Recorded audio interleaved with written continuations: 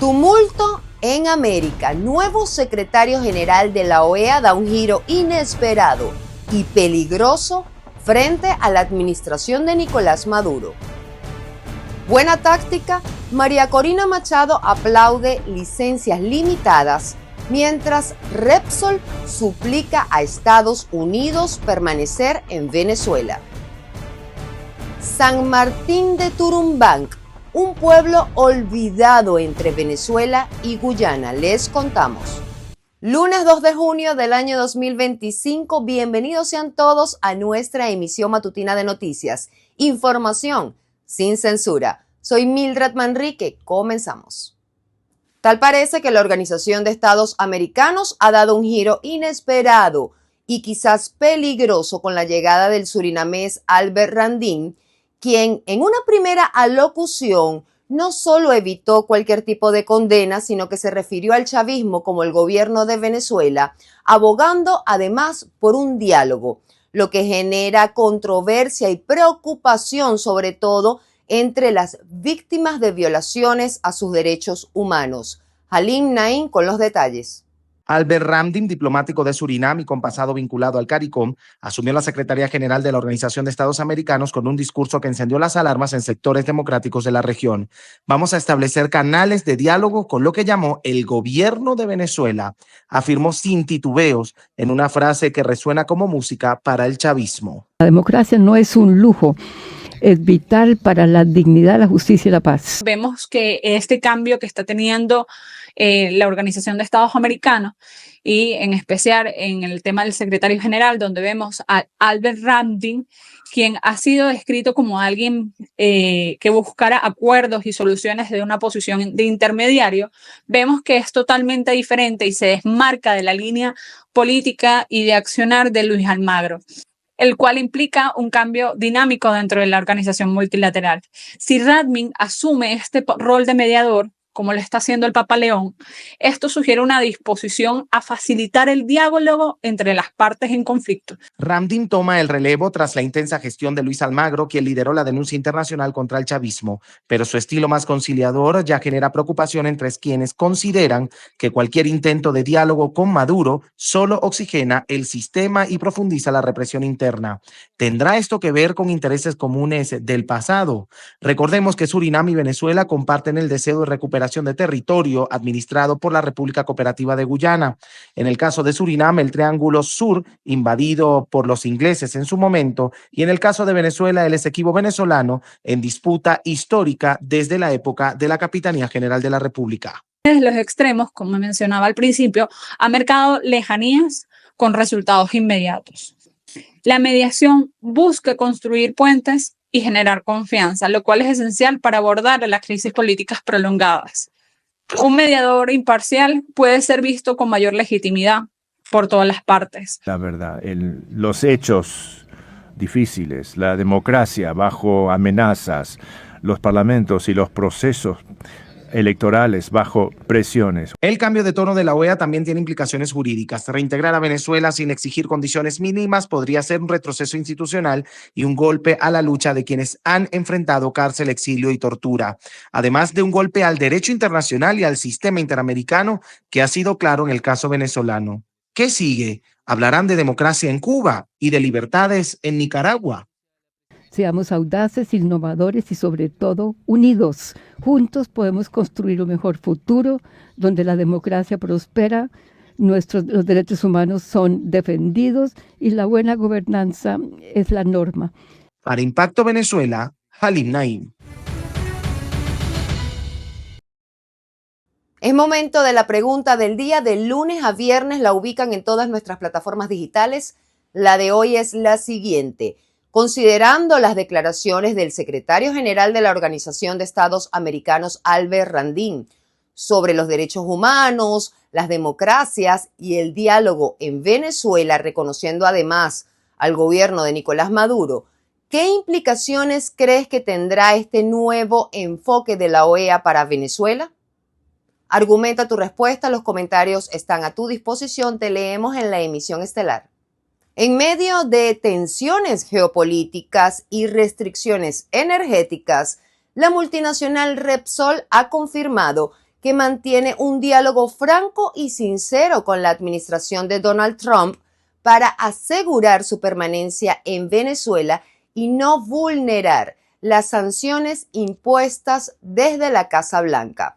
Por otra parte, la líder de la oposición, María Corina Machado, calificó la decisión de Trump como inteligente al otorgar licencias limitadas a petroleras extranjeras, asumiendo por encima los intereses de Estados Unidos y no beneficiando económicamente a la administración de Nicolás Maduro.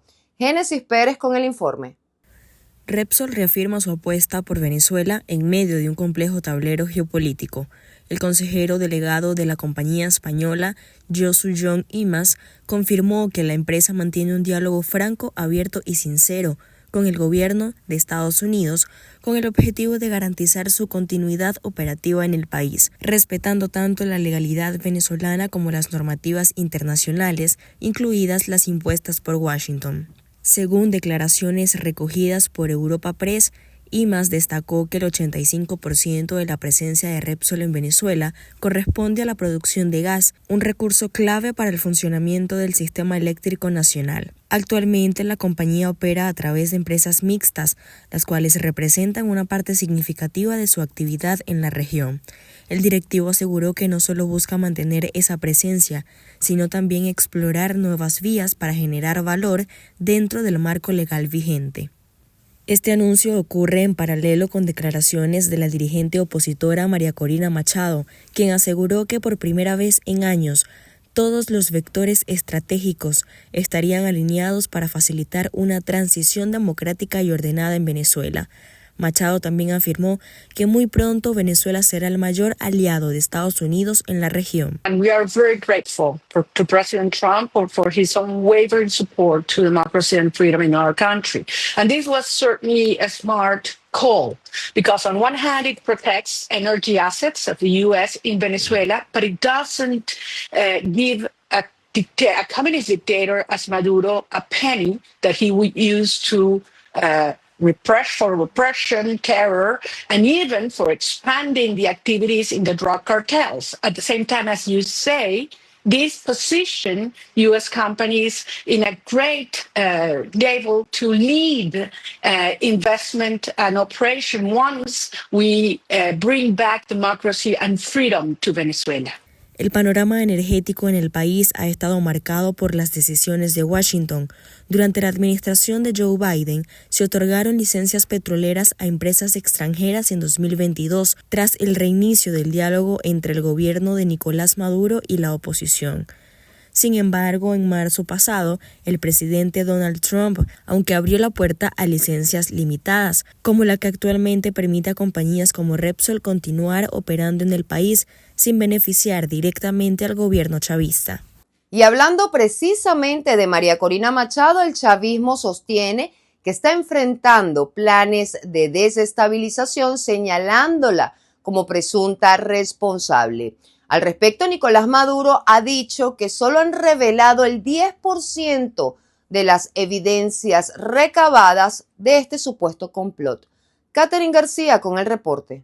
El presidente Nicolás Maduro y el ministro de Interior Diosdado Cabello acusan a la líder opositora María Corina Machado de estar vinculada con el narcotráfico y el terrorismo. Aseguran que negoció territorios con un capo libanés a cambio de apoyo armado. También la señalan de tener contacto con redes criminales en Ecuador, reforzando la idea de una amenaza contra la estabilidad del país. Yo dije que apenas el 10% de lo que tenemos.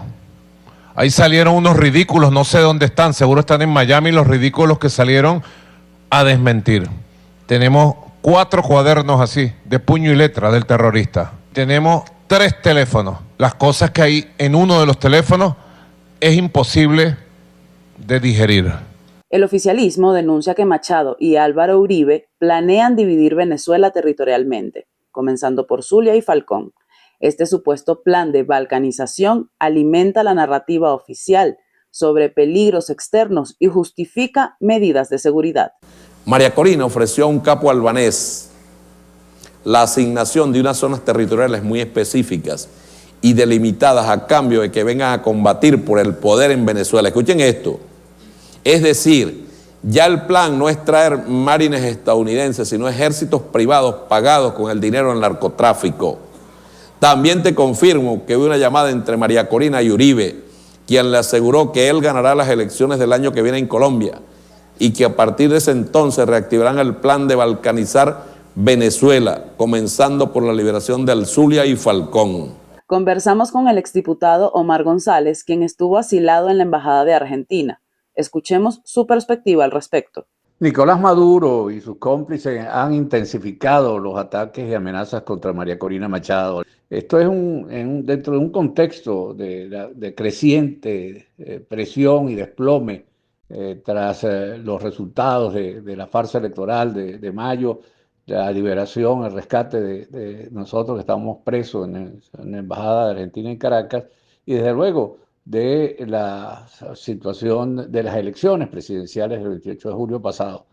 Ya en el pasado trataron de detener a María Corina Machado, aunque ellos lo negaron, y estas acciones reflejan la estrategia de la dictadura de utilizar la intimidación y la violencia para silenciar a la oposición. Las acusaciones contra Machado ocurren en un clima de fuerte polarización en Venezuela, donde hace pocos días fue detenido Juan Pablo Guanipa, quien según el gobierno de Maduro ha sido clave para alimentar su trama de desestabilización, mientras la propia líder de la oposición sostiene que el madurismo se encuentra sin más opciones.